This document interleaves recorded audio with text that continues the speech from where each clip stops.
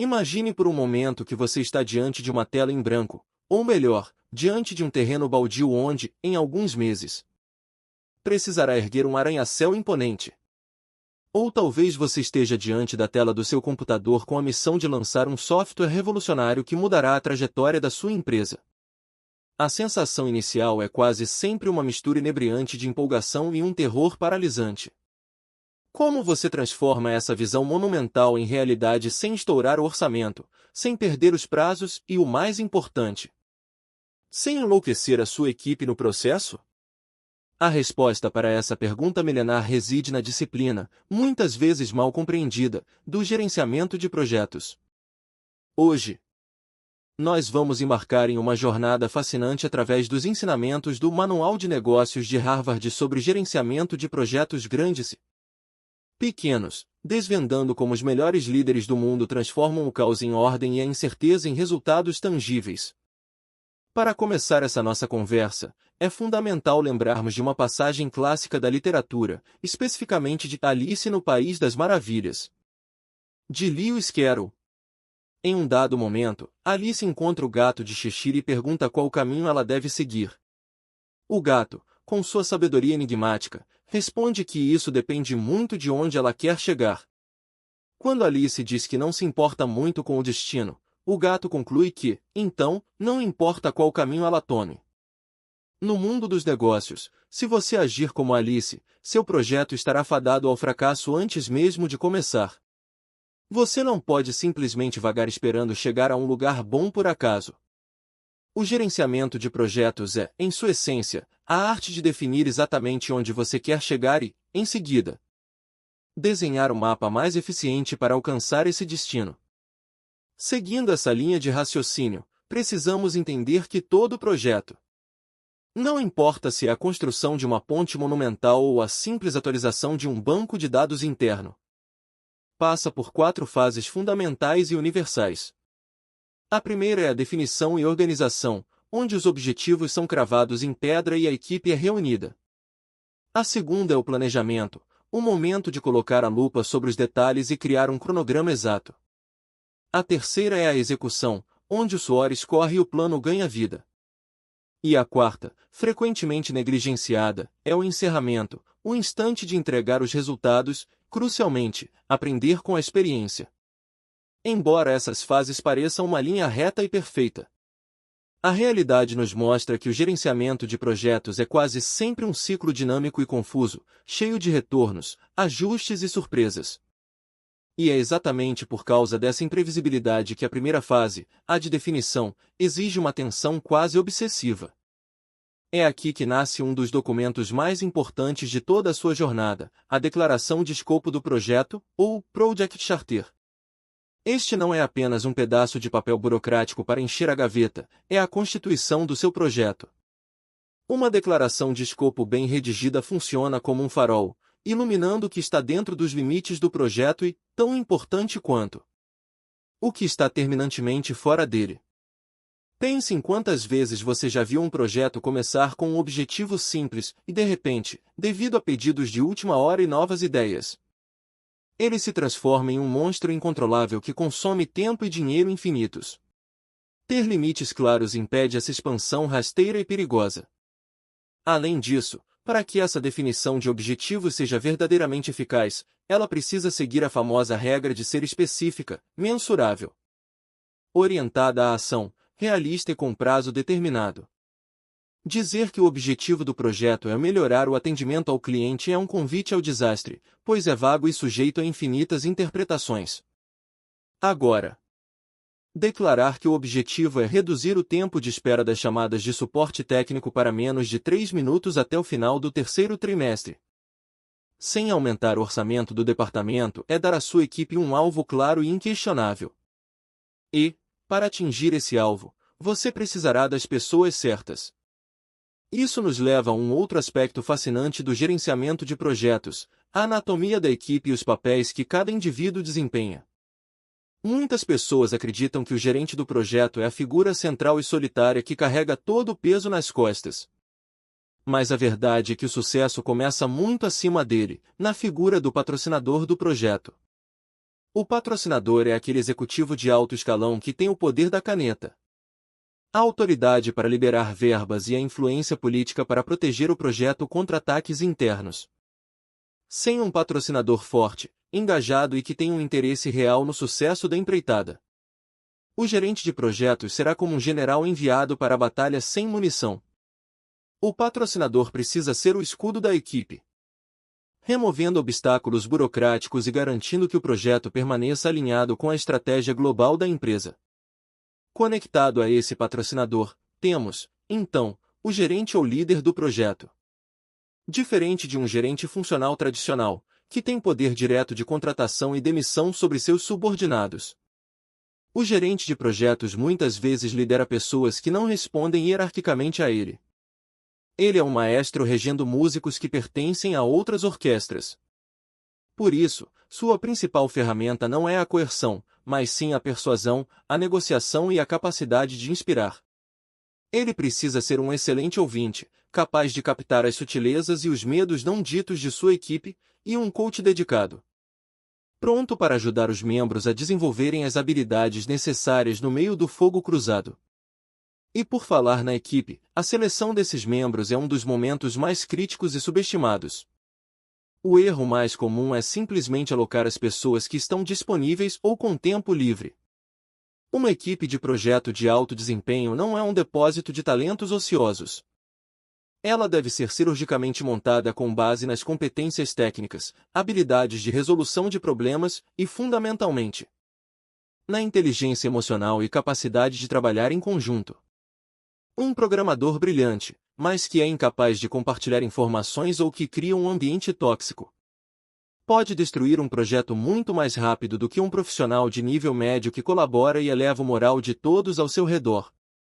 Uma vez que essa equipe dos sonhos está reunida e o destino está traçado na declaração de escopo, o próximo passo monumental é descobrir como, exatamente, o trabalho será feito. É aqui que somos apresentados a uma das ferramentas mais poderosas e elegantes do arsenal do gerente, a estrutura analítica do projeto. Muitas vezes conhecida pela sigla em inglês WBS, de Work Breakdown Structure. A lógica por trás dessa ferramenta responde à velha pergunta de como se come um elefante, uma mordida de cada vez. Quando você olha para um projeto como projetar, fabricar e lançar um novo modelo de carro, a magnitude da tarefa é paralisante. A estrutura analítica pega esse bloco gigantesco e o divide em pedaços menores. O carro é dividido em exterior, interior e motor. O motor é dividido em blocos, injeção e resfriamento. E assim por diante, até que você chegue a tarefas granulares que podem ser estimadas em dias ou semanas, e que podem ser atribuídas a indivíduos específicos com clareza absoluta. Essa quebra sistemática não apenas torna o projeto psicologicamente gerenciável, mas também é a base para qualquer estimativa realista de tempo e custo. Sem ela, qualquer cronograma que você criar será apenas um exercício de adivinhação e pensamento mágico. E por falar em cronograma, avançamos naturalmente para a ciência de mapear o tempo. Depois de quebrar o projeto em tarefas menores, é vital entender como essas tarefas se relacionam entre si. Algumas atividades são estritamente sequenciais. Pense no ato de tomar uma garrafa de cerveja gelada. Você precisa abrir a garrafa, despejar no copo e, só então, beber. Você não pode beber antes de abrir.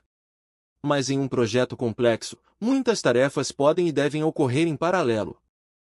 Enquanto a equipe de design trabalha no interior do carro, a equipe de engenharia pode estar testando a aerodinâmica do exterior. Para visualizar isso, os gerentes utilizam os famosos gráficos de Gantt, que mostram barras de tempo deslizando por um calendário. Porém, mais importante do que ver as barras coloridas, é identificar o que chamamos de caminho crítico. O caminho crítico é a sequência mais longa de tarefas dependentes que determina a duração total do projeto.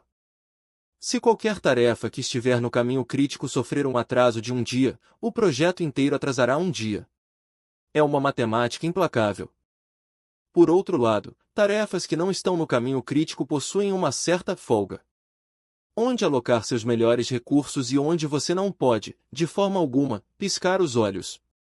Contudo, mesmo com o cronograma mais perfeito e a estrutura mais detalhada, a realidade tem o péssimo hábito de não seguir os nossos planos. É neste ponto da nossa jornada que a gestão de riscos se torna a verdadeira protagonista. Um projeto sem um plano de gerenciamento de riscos é como um navio zarpando para o oceano sem botes salva-vidas.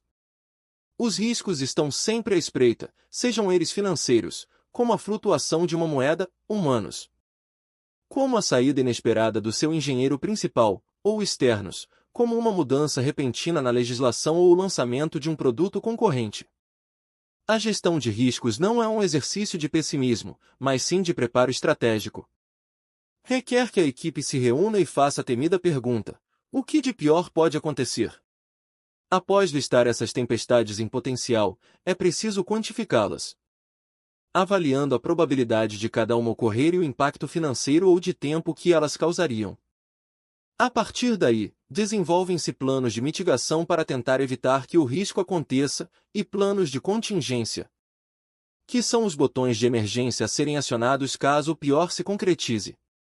Se uma peça vital vem de um único fornecedor internacional, o plano de mitigação pode ser homologar um fornecedor local alternativo antes mesmo que os problemas comecem.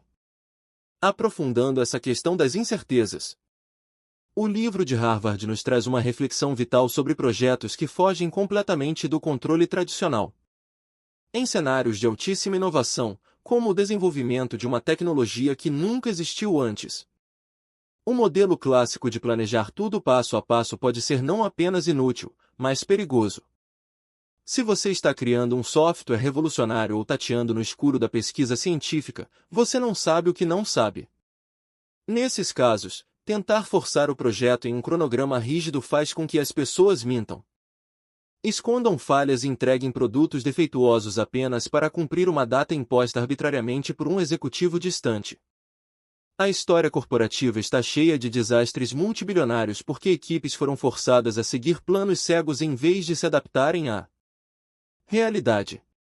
Para esses cenários, a abordagem deve ser muito mais ágil e adaptativa. É o que Thomas Edison fez ao inventar a lâmpada incandescente. Ele não criou um gráfico de Gantt de 5 anos, ele criou um modelo de iteração rápida, testando milhares de materiais diferentes, falhando rápido, aprendendo e ajustando o curso instantaneamente.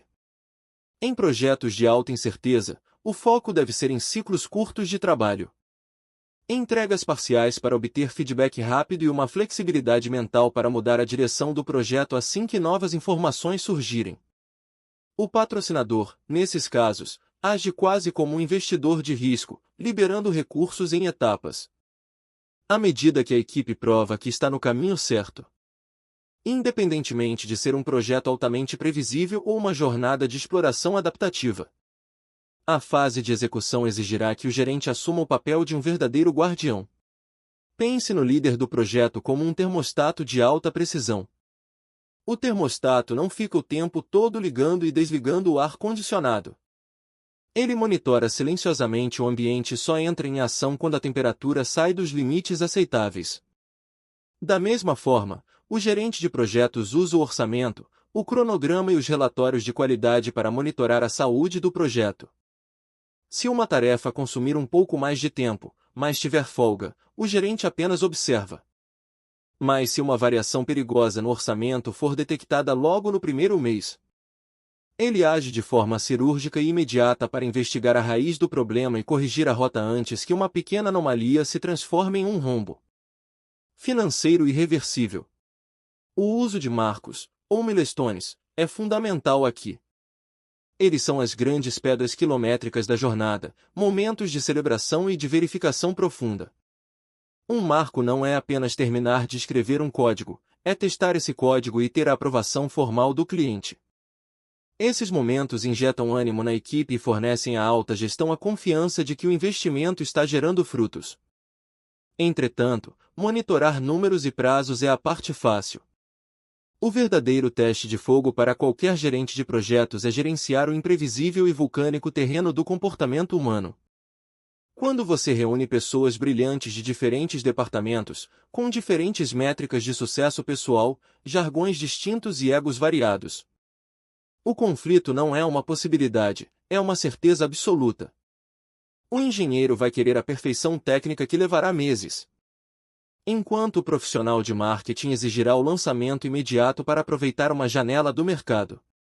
Se o líder fingir que essas tensões não existem, elas apodrecerão nos corredores e destruirão a colaboração.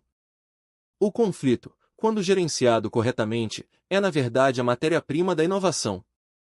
O gerente deve criar um ambiente onde as divergências de ideias sejam celebradas e discutidas abertamente, mas onde os ataques pessoais sejam terminantemente proibidos. Estabelecer regras de convivência claras logo na reunião de lançamento, o famoso kick-off, é essencial. Regras simples, como o compromisso de não usar celulares durante as reuniões de status, a obrigatoriedade de ouvir sem interromper e o princípio de que as críticas devem ser voltadas aos processos e nunca às pessoas, criam a segurança psicológica necessária para que a equipe funcione como um organismo único. Para fomentar essa união, a comunicação deve ser elevada a um nível de arte. Em projetos grandes, especialmente os que envolvem equipes espalhadas por diferentes cidades ou países, a falta de comunicação cria vácuos que são rapidamente preenchidos por boatos, desconfiança e retrabalho. O estabelecimento de um plano de comunicação robusto é o antídoto. Isso significa saber exatamente quem precisa receber qual tipo de informação e em qual frequência. O patrocinador pode precisar apenas de um painel de controle executivo a cada quinzena, enquanto os líderes técnicos precisam de reuniões diárias de alinhamento rápido. O uso de tecnologias, como salas de projeto virtuais, intranets e videoconferências, encurta as distâncias. Mas nada substitui a clareza e a transparência. A criação de uma sala de guerra ou sala de projeto física, onde os cronogramas, os protótipos e as metas estão colados nas paredes, cria um senso de pertencimento e urgência inigualáveis. Quando as pessoas se veem cercadas pelo propósito do projeto, a mentalidade muda do eu para o nós. E, finalmente, depois de meses ou anos de suor, reuniões tensas, problemas resolvidos e entregas realizadas, o projeto atinge sua linha de chegada. É neste momento que ocorre um dos fenômenos mais tristes do mundo corporativo: a equipe simplesmente desmorona. As pessoas voltam apressadamente para suas rotinas e o projeto é esquecido. Pular a fase de encerramento é desperdiçar o maior tesouro que um projeto pode gerar, o aprendizado institucional. Todo projeto deve ser formalmente encerrado com uma avaliação rigorosa de desempenho. O que prometemos no início? O que realmente entregamos? Custou o que previmos? Demorou o tempo que estimamos? Essas perguntas não devem ser feitas em tom de caça às bruxas, mas sim com o espírito de investigação científica. Mais importante ainda é a sessão de lições aprendidas, o chamado post-mortem. É a oportunidade de reunir a equipe uma última vez para documentar o que deu terrivelmente errado e como foi solucionado, bem como as ideias brilhantes que salvaram o dia. Instituições de alto desempenho, como os centros de comando militar e grandes empresas de energia, tratam esse arquivo de lições aprendidas como um ativo financeiro. Se uma equipe futura for lançar um produto similar na Europa, ela não precisará cometer os mesmos erros de precificação ou de escolha de fornecedores, pois o mapa das minas já foi desenhado pela equipe anterior. A documentação arquivada deve ser facilmente acessível e compreensível. E, para coroar todo esse esforço, o encerramento exige reconhecimento. Liderar e trabalhar em projetos é desgastante.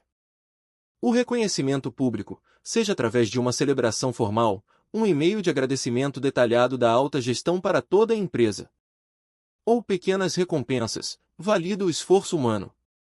É o momento de celebrar a jornada, agradecer o sacrifício pessoal de cada membro e desmobilizar a equipe com um senso de dever cumprido e orgulho. Ao olharmos para essa vasta paisagem do gerenciamento de projetos, percebemos que não se trata de uma ciência exata feita de planilhas frias e softwares complexos. Trata-se de uma profunda disciplina humana. É a capacidade de sonhar com um futuro que não existe, convencer pessoas a acreditarem nesse sonho, estruturar a realidade em blocos lógicos, antecipar as tempestades, navegar pelos conflitos emocionais e, por fim, entregar um valor que antes era apenas uma ideia. Seja você um executivo experiente ou alguém prestes a liderar sua primeira pequena iniciativa, dominar essas 4 fases. Entender profundamente os papéis da sua equipe e abraçar tanto o planejamento rigoroso quanto a adaptabilidade ágil fará de você não apenas um gerente de projetos, mas um verdadeiro arquiteto do futuro. Portanto, da próxima vez que você se deparar com um desafio monumental, não haja como Alice perdida no País das Maravilhas. Assuma o leme, defina o seu escopo, construa a sua estrutura analítica. Encontre o seu caminho crítico e conduza a sua equipe com empatia e clareza rumo ao sucesso. O caos pode ser inevitável, mas com as ferramentas certas, ele é absolutamente contornável.